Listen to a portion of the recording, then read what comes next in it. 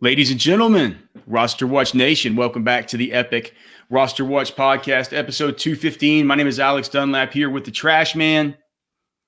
Got a lot to get to today, Trashman. Have some news and notes. We have the Best-Ball cheat sheet at RosterWatch.com that we're excited to be getting up here soon as we preview the NFL Combine. We have some new prospect breakdowns up for our pro members at RosterWatch.com for Jauan Jennings, the wide receiver out of Tennessee, and Brandon Aiyuk, the wide receiver out of Arizona State. Also wanted to just kind of maybe touch on some XFL stuff. I'm going to be doing an XFL breakdown and primer probably for our pro members as soon as I get done doing this, but would definitely like to hear your thoughts on some of that. I know that you've at least looked at the Dallas roster being the homer for that city that you are. But before we get speaking of that, what do you think about this shit about Dez Bryant texting Jerry about coming back to the Cowboys? Do you want Dez back, Trash Man?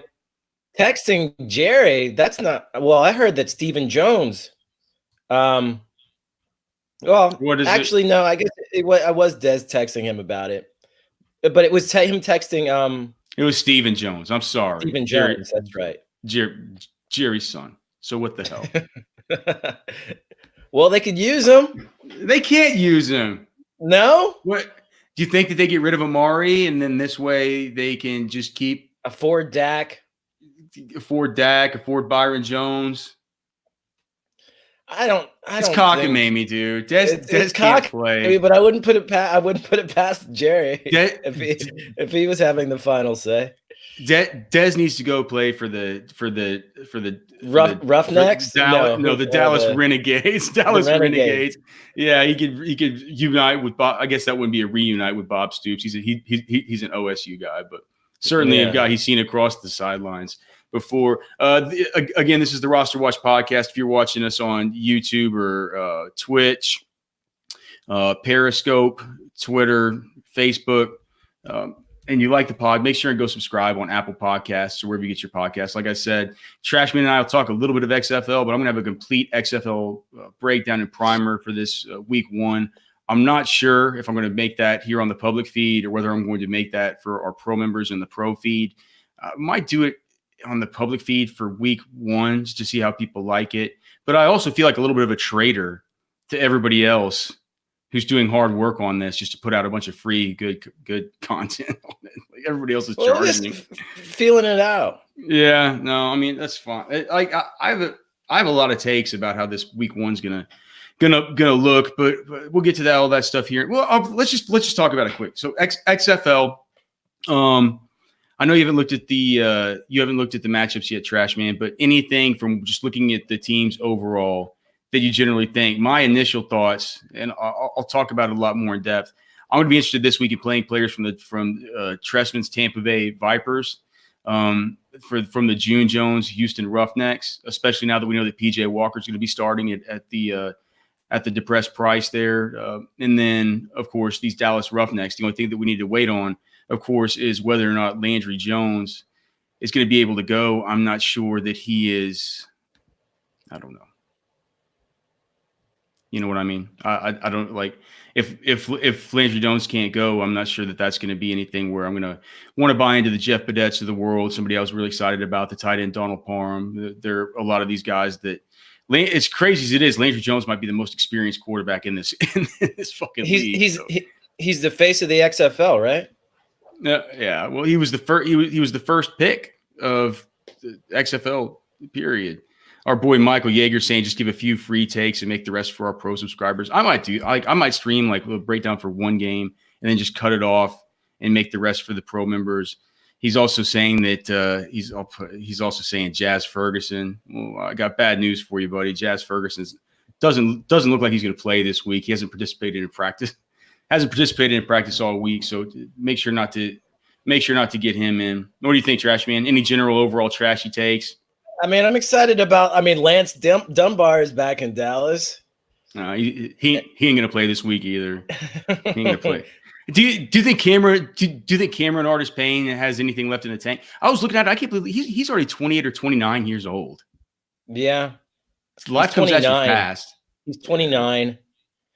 He didn't play a whole lot, so Perhaps he's got some tread left on those tires. Michael Yeager in the chat again. He's saying Kenneth Farrow, and Kenneth Farrow was a guy that I was interested in as well. But the thing about Farrow was named as he's on Seattle, right? He was named as their offensive team captain, but then the depth charts came out, and it was AAF, one of the AAF goats, Jaquan Gardner, who it looks like is listed as the starter. I'm not sure that that's going to be the way that it sticks, because they took Trey Williams out of Texas A&M. You remember Trey Williams, right, Trashman? They took him with the number 1 overall pick in the skill player draft. They took Kenneth Farrow with the number 2 overall pick in the skill player draft.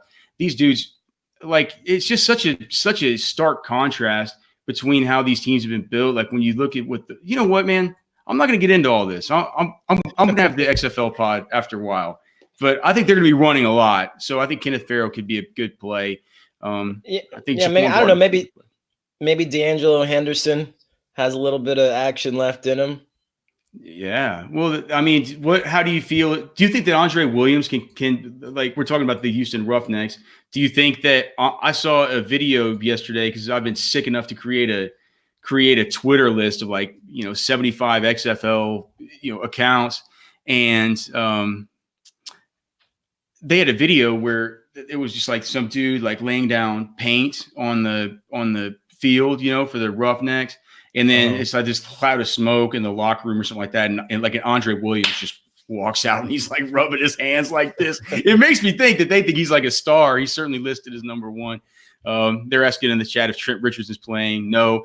How about this?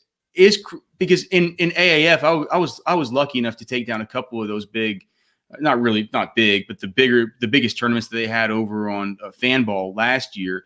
And basically my deal was that was really fun and profitable. And my deal was, I hated Trent Richardson, but I realized early on that you have to play him every week because there was only so many volume backs in this league. Do you think it feels like the Christian Michael is the one that people are going to be looking at in this one? He was the next guy I was going to bring up. Well, do you think he could be the Trent Richardson of this league, a guy you might kind of need to play? Because he seems like a dude that could be lining up for a whole bunch of time. I mean, they interview him after every practice. He seems like he's the star. Because he's one of the only players that you heard of. Well, right. Well, it is going to make him real popular in DFS this week. So, I wouldn't be surprised if they put some of these guys that have the bigger names, if they kind of encourage the coaches to get him more screen time, so to speak. And those guys would be, if we're just looking at it, for the just looking through them for the DC defenders, that would probably be Rashad Ross, even though he started out second on the depth chart behind these dirt balls like Malachi Dupree. I guess a lot of people might know who Malachi Dupree is. Cardale Jones is a guy who a lot of people will probably play there for the defenders. Of course, Landry Jones, if he goes for the Renegades. Lance Dunbar, people know Sammy who he Coates. is. Oh, yeah. Well, yeah, I haven't got to Houston yet, but yeah, Houston for sure. Sammy Coates is one of the highest priced guys on the whole slate. People know him. They know Andre Williams. People are going to be on Eli Rogers. Eli Rock, even though it's so funny. He's not listed on the final depth chart for these guys. I think it goes to show how much we probably can't trust these depth charts that have been put out. They're probably just made by these aren't made by the coaches. But again, I'm going to have analysis of all that stuff here coming up. If you're a pro member at rosterwatch.com, keep an eye on the pro feed, or if not, I might put it on the public feed. I really haven't decided yet. I might ask Byron if he has an opinion there. If he doesn't, you'll see me right back here right after this doing that. So there's a little taste of XFL stuff for you. Trashman, just a couple other things. Whenever we look at the news and notes around the NFL, before we talk about Jauan Jennings and before we talk about Brandon Aiyuk, we talked a little bit about Dez Bryant. What do you think about this stuff about, nobody in Carolina even wanting to broach the subject of Cam Newton? Do you think he's going to be back? I think it would be colossally stupid not to bring him back at the price. Can't they have him for like $19 million? Yeah, they can have him pretty cheaply. Although I don't know, it might be that if you were the brass in Carolina and Tom Brady said that he would be willing to go there, I mean, I don't want Tom Brady. You like your chances with Cam more than Tom Brady at this point? Well, I can't. Come on, trash man. That's hard to say. I'm not saying it. I'm not saying it like that. Tom Brady last year was like objectively pretty. I mean, he looked pretty bad. He'll say that he didn't have the weapons that he needed. Oh please, he's never had the weapons that he needed. What's he had? Gronk, like a hurt Gronk. What was he really missing? He's always had like an X wide receiver that he ignores. I mean, N'Keal Harry was a first-round pick. He still has Julian Edelman. They spent a second-round pick to bring in Mohamed Sanu. They acted all preseason like they. I'm just saying that's what he's saying. I'm not saying I agree with that take. Do you believe that he really enrolled his? Do you think that he really enrolled his kids in school in Nashville? I don't think his kids are in schools like we think of. He's an elitist. He's an East Coast elitist. He kisses his son on the mouth. His son's like 10. His son's like 10 or 11. He straight up kisses him on the mouth. You probably kiss your son on the mouth, don't you? The fuck I do, man. My son gets kisses on the forehead and the cheek. I wouldn't even kiss my daughter on the mouth. No, it's weird, dude. You don't kiss your family on the mouth. That's something that only you do if you're like a Dracula or some kind of weird, super rich elitist that eats all your own weird food. Where in Europe you might be from. And his wife, I mean, she's kind of, she's Brazilian. It's they do things a little bit differently in those places. It's a cultural thing. Feels really, really weird to kiss your own child right on the mouth, especially your own boy. Look, man, I don't know. I think Brady, it would be good for him to go to a place like, it's just like they keep talking about like the Raiders or the Chargers or some of the, I'm just like, Philip Rivers is going to call it Brady and be like, dude, like you're going to fucking die behind this offensive line. If you like, you're going to be 43 and you're play behind this offensive line. Did you see what happened to me last year? I think Philip Rivers was a bigger problem than his offensive line. They talk about him going down to Tampa behind that offensive line. I mean, are you kidding me? Just unbelievable. No, thank you. I don't know. Maybe if we don't know by the draft, maybe if you see a team picking up a lot of offensive linemen, then maybe that's some sort of indicator on where he might be. He needs to go to Tennessee. Be there with Vrabel, Patriot way. That's what we all want. Then he didn't have to throw. Then he doesn't have to throw the ball at all. Do you want to pay Tom Brady or do you want to pay Ryan Tannehill? I think now that's where you rather pay Brady. Yeah, I'd rather. I mean, Tannehill did a serviceable job. You could arguably say Tannehill did better than Brady this year. I mean, well, you could say that. I mean, I think inarguably, you could say that was a better quarterback than Tom Brady this year.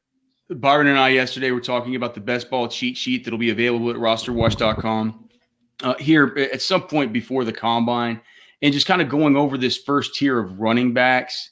And whenever we were trash, man, we kind of started to talk about Alvin Kamara and how comfortable you are with him going forward with another quarterback like Drew Brees. I mean, I'm completely comfortable with that. Really? I mean, even if there's a Teddy Drew Brees throwing blocks for him? Well, Teddy Bridgewater was killed Alvin Kamara last year. Drew Brees has always been the. I think there's an argument that Kamara was he wasn't healthy during that time. Okay. Dude, Bridgewater killed him. You can't forget the tilt of all this. I would rather have Taysom Hill there, and I'm not sure whether I think that we were talked about yesterday that Brady's just been the ultimate dump off guy. He's been so good in the screen game for his whole entire career with his pass catching backs. He really helps a guy like Alvin Kamara. And we were just talking about it seems like certainly Dalvin. You're more comfortable with Dalvin Cook at this point, right? Than Kamara, yeah. Yeah. All right. What about Nick Chubb? Because it seems like Kareem Hunt might be driving his way with open vodka bottles right out of the goddamn league. I mean, I like Chubb even. I don't think he really hurt Chubb that much. So I don't like Chubb as much as Cook.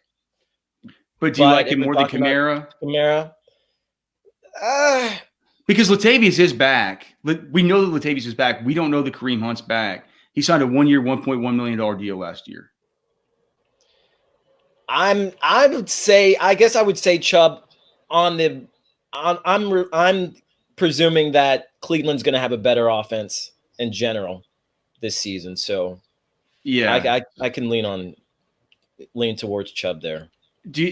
Where does Aaron Jones fit in all this for you? Are you finally buying in on Aaron Jones? Because that was the conundrum of the podcast yesterday, is where does Aaron Jones fit in? He's clearly going to regress in the touchdown department, but it feels like maybe now he's finally taken over the goddamn lead role. Is Jamal Williams still going to swindle us? I don't know. There wasn't too much swindling once things kind of leveled themselves out. I feel like into the season. I think that a lot of the leveling themselves out had to do with the fact that Jamal Williams was kind of hurt and banged up. It seems like the same thing. It's like always a matter of goddamn circumstance that Aaron Jones gets to get volume and look sick. And I don't think Green Bay's passing game is going to be as bad as it was this coming season. I think they're gonna move the ball better through the air. I think they're gonna not have to rely on Jones as much. But I think Jones is a top 8 running back. So we have it. Our boy Michael Yeager says, only on RosterWatch would you be on this much tilt to start a show. XFL Dez, how to kiss your kids. Brady being an elitist. Hey, dude, it wouldn't be RosterWatch if somebody wasn't on tilt. You have Aaron Jones as a top. I think Aaron Jones is a top 8 running back. Exactly. So that means you have Derek. We have a new Alex taking over the role of the paranoid prognosticator in the on the radio and YouTube waves. Who is that? You. Okay. Oh, yeah. I'm talking about Alex Jones. I'm talking. There's a different Alex in town. Oh well, it's definitely in town. Alex Jones lives here in Austin, as you very well know. Derrick Henry, you still take him over Aaron Jones, right? Absolutely. Do you think it's absolutely crazy that they're going to have to pick? You think you're fine? You think you're fine just to pay him? Yeah, absolutely. $90 million. He says he says the Zeke money's where he wants to start talks. I mean, he might be my favorite running back. Our boy Baron Von Ironcock, man, one of the awesomest pro members that we got, is asking who gave you these AirPods. He's asking if they were a Christmas gift. No, I got a massage gun for Christmas. That's what I got. Yeah, I think we wrote those things off as a corporate expense. Does Joe Mixon? But all right, and so finally, before we get into these prospects, Joe Mixon, Josh Jacobs, Leonard Fournette, they're sort of in that last tier before we probably want to start looking into like the Chris Godwins of the world, maybe the Chris Godwins, the Mike Evans, the Amari Coopers, and then maybe start looking at the next tier down as far as running backs, and that's where you get into the Miles Sanders, the Devin Singletaries, et cetera. So just kind of to end this tier, for one, you don't think Miles Sanders or Devin Singletary or Melvin Gordon belong in this same tier of running back, do you? This top 11 or so that sort of ends with Fournette / Jacobs. And if you don't, how do you see the last 3 in that tier of Joe Mixon, Josh Jacobs, and Leonard Fournette? How would you personally stack them up? Well, there's somebody I might put in front of all of them, actually. Who? Well, he plays for the Arizona Cardinals now. Oh, we can't put Kenyon Drake yet. I mean, we'll see if he even No. we need to see if he even gets re-signed. But I do believe he. Yeah. I think Kenyon Drake belongs. I mean, he's in this next tier down. He's in this next tier down with the Miles Sanders, the Devin Singletary, Melvin Gordon, Drake, Eckler, guys like that. I think that's the right. That's the right. I mean, that's the right spot for now. The last bit of the season, was there a better? I mean, besides Derrick Henry, maybe was there a better back in football? Well, I mean, if you just take the overall averages, probably not. But he was up and down. It wasn't like he was completely dependable every week. I mean, he had the 1 week with 4 touchdowns that really buoyed his average. But we could pull up the game log and we can just look and see how trusty he was. He was certainly really good. He looked better than he ever looked. I mean, Jesus, he looked better than he ever looked in Miami for sure.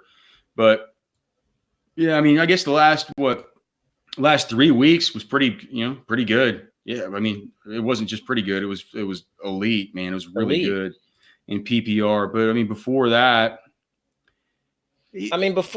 doesn't really count. Oh no, I mean it kind of does because this all started in week 9, right?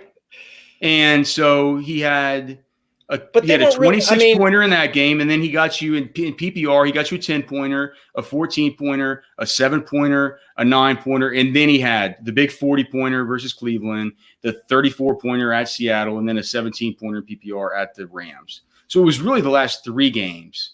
But even if we look at the point wherever he came to Arizona, I mean, he had 3 games in there where he sort of busted for you out of 1, 2, 3, 4, 5, 6, 7, 8. So 3 out of 8. I mean, yeah, you're right. If he continues like that, he's probably maybe a little bit low. I like what our boy Michael Yeager's saying in the chat, though. He's going to be this year's Damian Williams in the regular season. Could be true. If they do get David Johnson out of there, Drake will move up. Well, yeah, I think Williams had more competition in that backfield. I just don't see how. Did he? No. Darrell Williams, Darwin Thompson, LaShawn McCoy. That was a healthy scratch week after week. With Damian Williams, he was hurt. I don't see how they're going to get rid of David Johnson or David Johnson's owed. He represents almost 19 million in dead cap, 18.33 million. I don't know how they're going to get away from him. So I don't think we can move Drake up. But if in your perfect world, would Kenyon Drake be above Miles Sanders and Devin Singletary? There'd definitely be an argument for him above both of those guys. I mean, for me, again, it kind of depends on. I'm kind of iffy on. I'm wondering about the Eagles' offense in general and the weapons that they will have going forward. And I think the Bills. I don't know. I feel like the Bills are going to pick up a big wide receiver early on in this draft. So I think that too could affect how.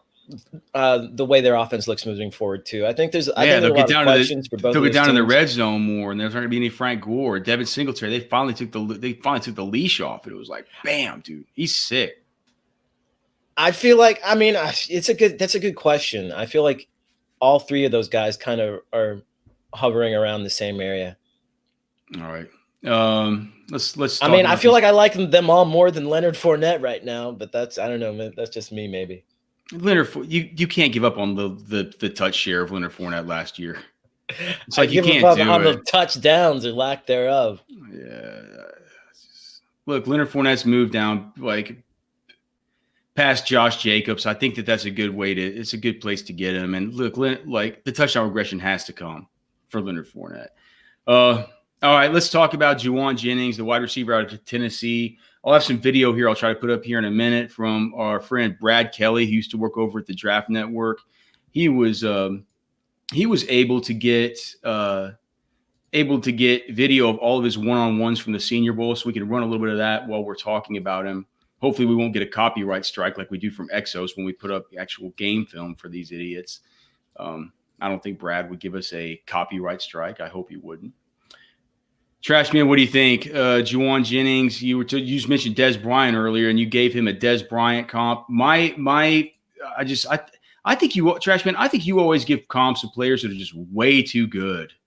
You know, Really? it's like you always comp guys to Michael Thomas or Des Bryant or fucking like just Demarius. I'm just like, try to do not all I these know, guys. I mean, because the thing is, a lot of times I feel like the people who are going to be looking at those player comparisons, they want somebody that they want some sort of comparison to someone that they are pretty familiar with. So I try to. What about Dante Moncrief? That was my comp. I think Jennings has more dog in him than Moncrief. Moncrief had a ton of dog coming out. He's been a wuss since he's been in the NFL, but he had a ton of dog coming out. Let's not act like he didn't. I mean, but that wasn't one of his major. I remember profiling Moncrief, and I don't remember that being one of my major takes on Moncrief was his aggression. I mean, I remember thinking that he could bring down contested catches, but I don't remember thinking that he was a very aggressive player in general on the field. Well, Jauan Jennings is aggressive, and the one thing that he really showed at the Senior Bowl, like it was in the first day of practice, but dude, he went up and he beasted to catch a football. One of the ones where you go up, and the stuff I was dying to hopefully see out of Colin Johnson or the big kid there from Liberty. What's his name? He was bad there. Antonio Gandy Golden. What I was dying to see out of these guys, just the ability to, back shoulder, go up and get this thing, show some body control on the sidelines to keep your feet in, but really just go up, contest a catch, just take it away, snatch it away. Also, he's just very, very physical as a runner, physical as a tackle breaker, one of the best as a blocker. Yeah. Very good as a blocker and the blocking drills as well. I didn't see a consistent ability to separate though. Whenever we were watching drills, it was not something where I said, wow, this guy, if he would have continued doing what he did, whenever he just went up and absolutely just murked that DB on that one route, I was thinking from the very beginning that it could be something where this could be just an absolute monster of a week that we have ahead of us here. But I think the thing is that could be the rep. That's the rep right there. That's the rep right there. He turns around, goes up, steals it away, attacks the football. Watch him attack this football.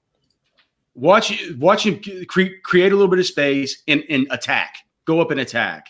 That's what I wanted to see over and over from Jauan Jennings, and I'm just not sure that it was something that we saw a whole lot of throughout the course of the week. Once again, hat tip to our friend Brad Kelly for these one-on-one reps for the Senior Bowl. If you're listening to this on the podcast, you can go find it on YouTube. Just type in Jauan Jennings and Senior Bowl to see some of these. Well, the thing is, like with a lot of these guys who are really good at contested catches and things like that, they're that way, or at least they can rely on that because they don't separate that well.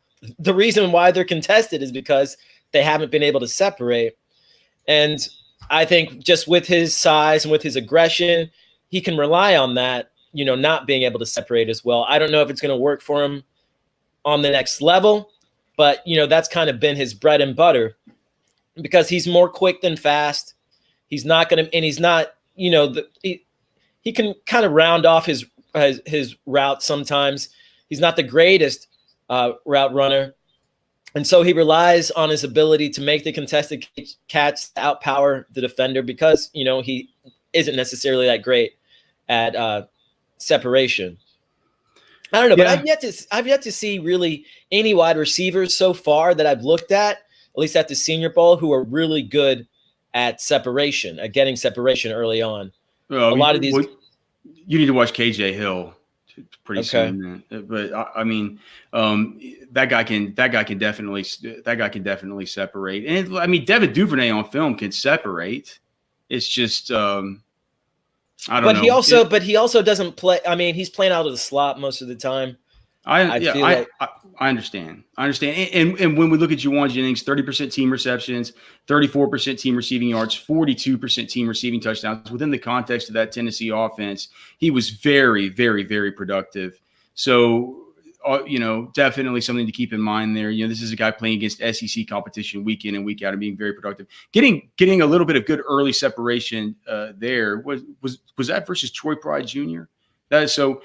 Look, I mean, there were some nice things, that we saw out of Jauan Jennings. The more I'm kind of looking at this and remembering some of the plays that he had, it makes me think that maybe I'm a little bit lower on him than I should be. As far as how you see him in fantasy, are you like – clearly he's not going to be a guy in dynasty leagues you're going to be taking in the first round or anything like that. But do you think that – in dynasty, is there something here for our taxi squads? I think so. And I mean, that's another reason why I compared him to Dez, is because I felt like he was kind of like a little bit of a tweener. He's kind of a possession guy, but he's, he can be explosive, and I think he's going to be an asset in the red zone. I was thinking about maybe comparing him to someone like a Mohamed Sanu at first, but I think he's more aggressive than that. I feel like he's going to be mainly a possession guy who's going to catch some touchdowns for you. So I feel like in PPR, I think he'll be more of an asset in PPR formats, at least on the outset. 6'3", 206 pounds, 9-inch hands. His hands look bigger than 9 inches. That was a little bit surprising to me. 32 and 7/8 inch arms. So how do you hands are bigger than 9 inches? Oh, we'll talk about it in a sec. Go ahead. How do you stack him up as far as just, are you ranking these guys as you go the same way that I am? I haven't really been ranking them, no. You should be. Well, they're fresh on your mind, right? You should be ranking them, I think.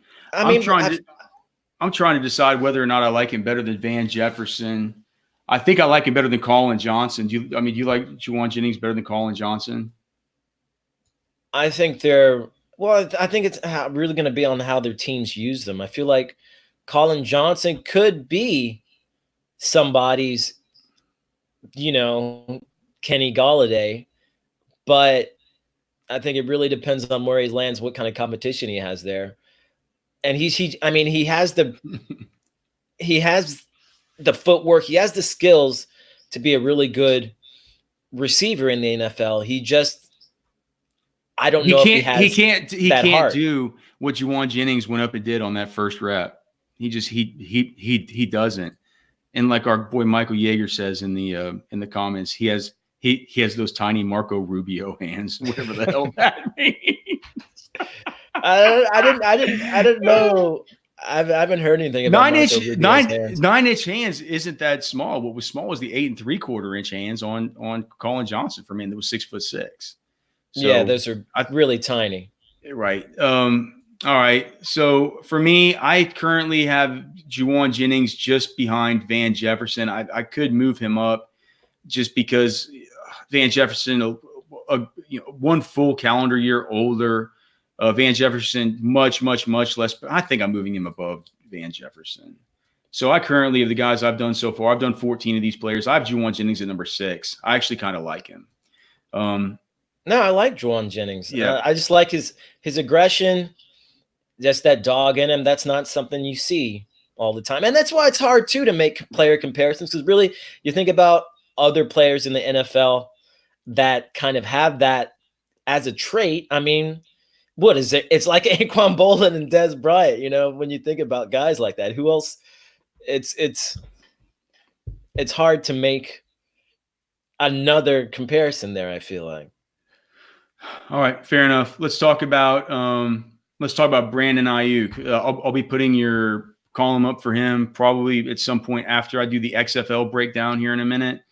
I've added some of my thoughts in there as well as I do on all of these, as I've done on all of these. Brandon Aiyuk out of Arizona State. Now, he did not work out at the Senior Bowl.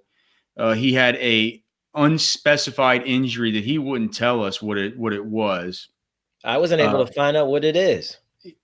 He wouldn't tell us either. But he just kept on saying it's very minor. He was flagged by the Senior Bowl medical staff he was flagged for his physical. So he didn't pass the physical, but it's a tough physical to pass the Senior Bowl. They don't take any chances because they do not want to get sued by these men that have millions and millions at stake, for putting them at any sort of unnecessary risk. But we did get weigh-in numbers: 5'11" and 3/4, 201 pounds, big Stephon kind of Diggs, freakish, 10-inch hands, and just a really crazy 33 1/8 inch arm. 81-inch wingspan. That was larger than that was the widest wingspan of any wide receiver. Was it bigger than Claypool? Was it bigger than Claypool? Claypool was only 80. Wow. 80 He does have it. Like, yeah, I shook his hand and got like a RosterWatch ID from him and stuff like that. Dude, he like that hand really is like a bushel of bananas on the end of a big broomstick. Like he's got only two or three wide receivers who had hands that big. Those hands will just envelop your hand like all the way up to the middle of your forearm. It's pretty crazy. And I agree with you, dude. When you watch, it was funny because Jim Nagy said that tell me if you think that this is true or this is weird, that NFL scouts, there wasn't a single NFL team that he had spoken to. And Jim Nagy's the director of the Senior Bowl. There wasn't a single NFL team that he'd spoken to that did not have a higher grade on Brandon Aiyuk this year than they had on N'Keal Harry last year. And we all know N'Keal Harry went at the end of the first round last year. Do you think that that's possible? Because when you look at Brandon Aiyuk, the first thing that I see is just the elite open field vision.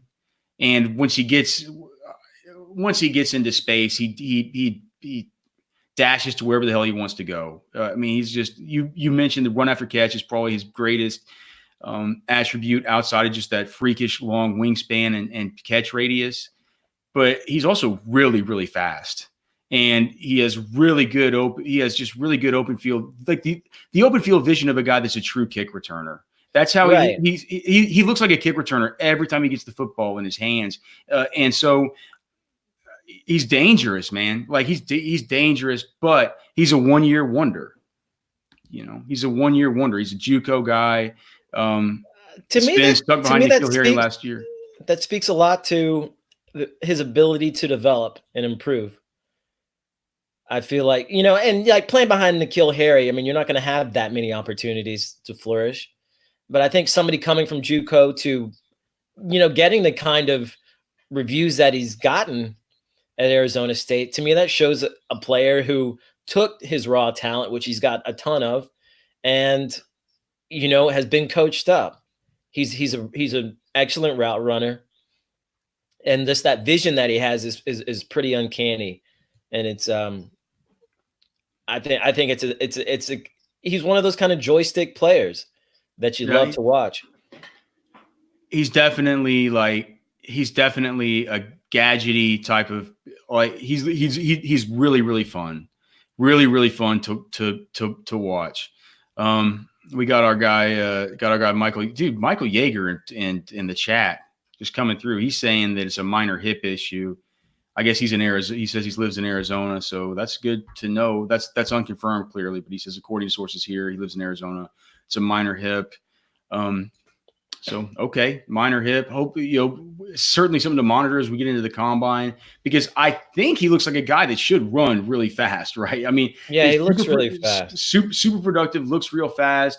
You projected him to run a 4.45. I didn't even change that one bit. I think that's right on. That's exactly it. That's actually exactly what I thought whenever I was watching him. Mid 4.4s. 28% team receptions last year, 37% team receiving yards, 38% team receiving touchdowns. Good as a kick returner. You did mention, and I completely agree, he lets the ball get into his body more often than you would think for a man with such big ass hands. Yeah. So, but we see him make hands catches too, right? We see him make hands catches too. Yeah. And he's a really nifty player with the ball in his hands. A guy that can track it well. We talk about separation, man. Like, he doesn't have, like, separation is not an issue with him, even though he is even though he's not somebody that you think. I don't know. What do you think of him? What do you think of him as a route runner? I don't think it's any great part of his game. I think it's fine. I don't think so. I think he kind of had a limited route tree, but I don't think that's his fault. And I think he's going to be somebody who's going to be able to expand his route tree. And I think he runs the routes that he runs really well. Okay. So, when you talk about him, you write about him, you're saying that you think he can be a do-everything guy that goes huge in fantasy. That's what you said to end your fantasy section of this. It's a pretty good review on this guy from you. It seems like you really like him. So, moment of truth here to end the podcast. Where do you have him? I know you haven't done rankings, but if the guys you've done so far, when we consider Denzel Mims, who I know you love, Brian Edwards, who I know that you liked a lot from South Carolina, Brandon Aiyuk, how do you measure these guys up? And are those guys at the top for you? Michael Pittman Jr. could be in there too. I was about to say, I feel like he's right up there. For me, it's Mims, Edwards, and I think for me, it's Aiyuk or Pittman. I think I could go either way there. At this point, I feel like Pittman's a bit more polished. I feel like, he could be a little bit more consistent in the NFL right now. But I just get excited watching Aiyuk. So Denzel Mims still hanging in at your number one? He is. I think he just got a really good combination of, he is aggressive. He's not as aggressive as Jennings, but he's aggressive and he's explosive. And he's just I don't know. I like those dark horses. I like those underdogs. Well, I thought that Brandon Aiyuk could unseat him. Crown. Yeah, I guess we're gonna have to see. I'm gonna have to watch them back to back. I'm gonna look at their tape back to back and make a judgment there. But Aiyuk, he's close. He could inch his way up there as things go along. All right. Well, that'll be it. That'll be the pod, guys. Thanks to everybody so much for tuning in on Facebook, YouTube, Twitch, and Periscope. Thanks to our boy Alan Seslowski tuning in. Thank you, brother. Thanks to Michael Yeager and all you guys for your comments. As always, love y'all. I'm going to get up XFL pod right after this. I don't think it's going to be – I'd probably make it pro. I don't know. I'll call Byron to figure that stuff out. But this will be on the podcast feed. So if you're watching on YouTube, thank you guys. If you're not subscribed to the podcast, please do so on Apple Podcasts, Stitcher, wherever you get them. So until next time, we'll see you guys later. Peace. See ya.